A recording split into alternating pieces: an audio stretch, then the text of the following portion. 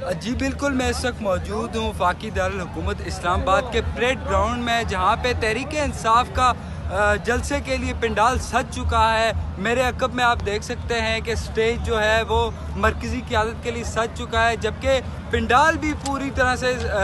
कारकुनों के लिए सज चुका है। यहाँ पे इंतज़ामिया के मुताबिक 20 से 30 हज़ार नशिस्तें जो हैं वो लगाई गई हैं, जबकि